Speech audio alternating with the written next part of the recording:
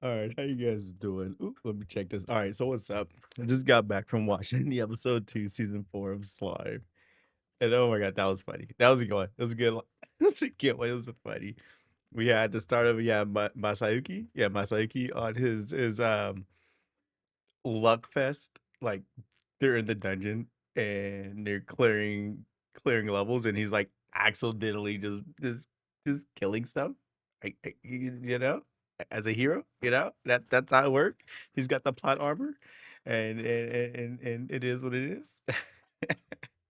But yeah, so obviously they're supposed to be the poster team for it as they're moving through, and we're seeing how everybody's coming to the village and they're having a good time in his building, and then we seen was it Ramirez and Vildora. They finally get paid, and Ramirez is hilarious. She get excited and she started throwing punches, and Ramirez like already expecting it, knowing what's going on. That was really cool because to see them get super excited about finally getting their bag of gold. Bling bling. So they're having a good time. But something's going on.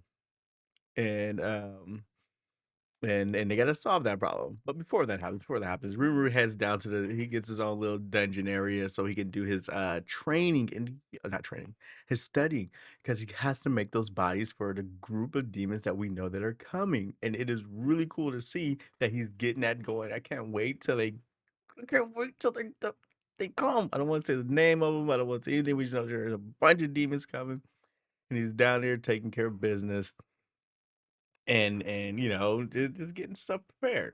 So pretty cool to see that. He gets lost in his work. Oh, and he also is going to create some for the dryads. And I forgot that the sisters, is there only three? I feel like there's more dryads in there, but we've only seen, I think, three: Trainee and then the two sisters. And so Trainee's hilarious. I freaking love her. Uh and so we're gonna get the two sisters are gonna get them some too. So that's pretty cool. That's pretty cool. But of course, the demons they're coming. That's gonna be even better. um then you got Shion and Shuna. They come and find them because there's a problem going on in the dungeon, and we got somebody who's abusing the system in the dungeon. It's that green team, whatever their name was. And it just makes me think because I play World of Warcraft, and it's really funny to see. Uh,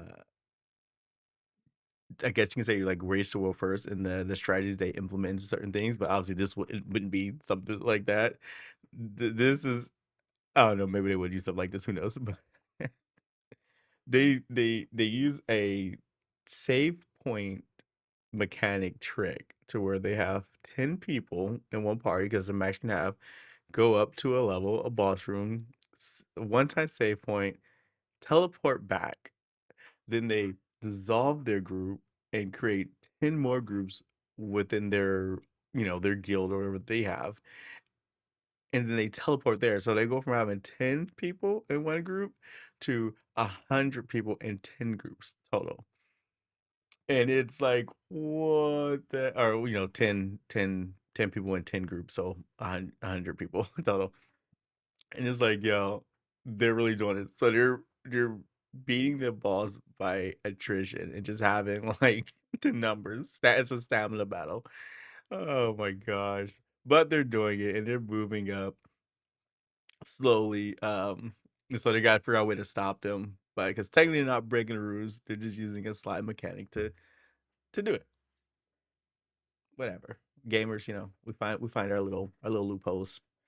Um, and then we got something where the Holy Knights, I forgot about them. They were getting their training on, and they got stuck, I think, at like level 60 or something. I think Ramirez's golem stopped them, and so one of them kind of like eggs on Hinata. It's like, oh yeah, even if Hinata was here, she wouldn't be able to do it. Wrong thing to say. She goes on and runs through the rest of the floor bosses like it was nothing. One of the floor bosses that it showed was Beretta. I forgot she's a floor boss, and not to beat her. And the other one, it gave a really quick glimpse of it. It showed Apito, and if you know who Apito is, that's really cool. I don't know if a lot of people have seen it, but it was like a quick, like 2-second clip of Hinata beating a Pito. And after we get a Pito, we get the other Bug Lord. I'm so sorry now, I kind of forgot his name, but we're gonna get him soon. But of course, then she goes up, so she gets the chance to go up to fight against Vildora. And everyone was like, "So what happened?" And he starts nerding out because Vildora's like, "Oh yeah, she came up there. She's pretty cool.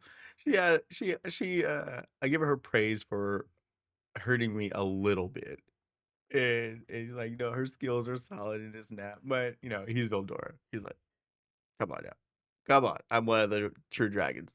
Come on."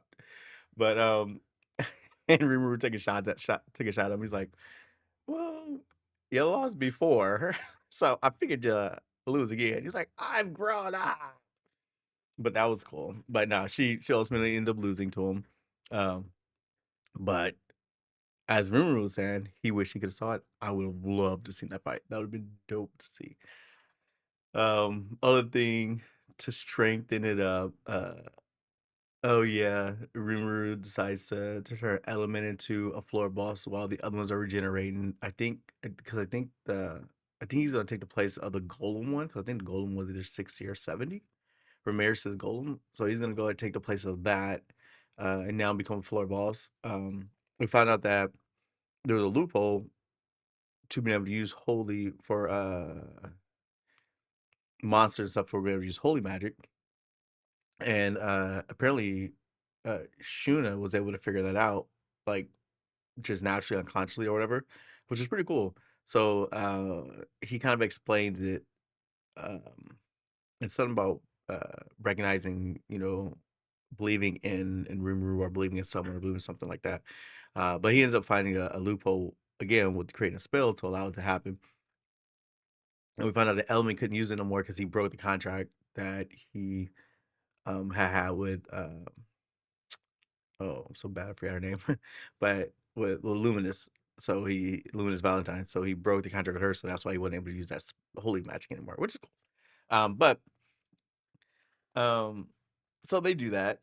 He's able they build Element a room, a boss room, and Element's able to use holy magic again, and he's like gushing over that, like ooey gooey gushing.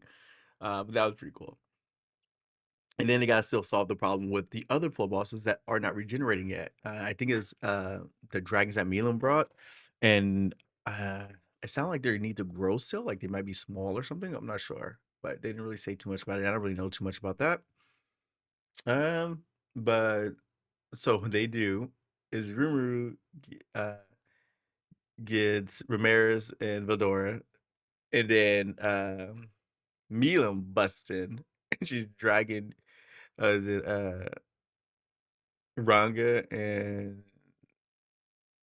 not Gabiru. Yeah, Gabiru? No. No, not Gabiru. Ranga and oh my god.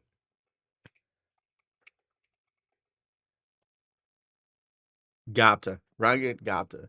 And, and she's like, "Oh yeah, they survived through hell mode." God dang. Just, she just put them to the ringer. And so I can't wait to see the results of their training.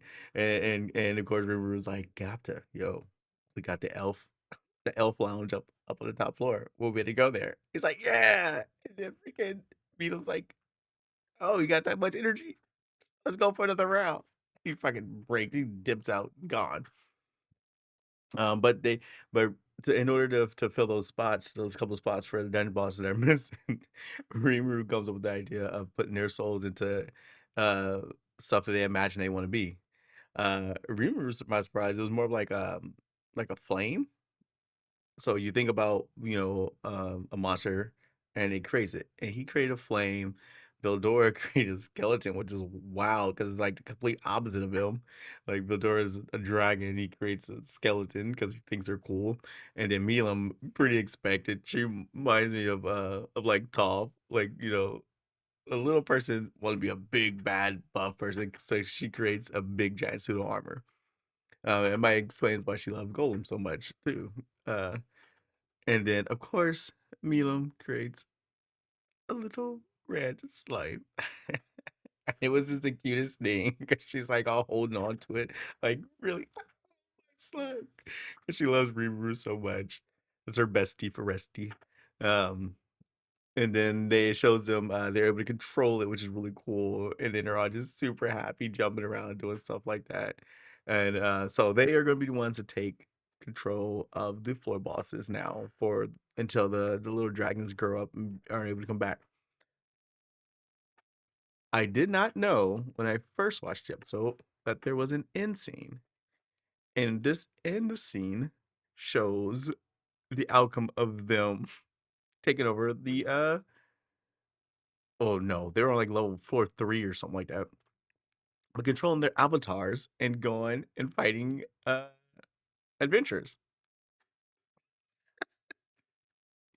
And you gotta go watch the end scene. It's like 30 seconds. You gotta go watch the end scene. It's right after the credits.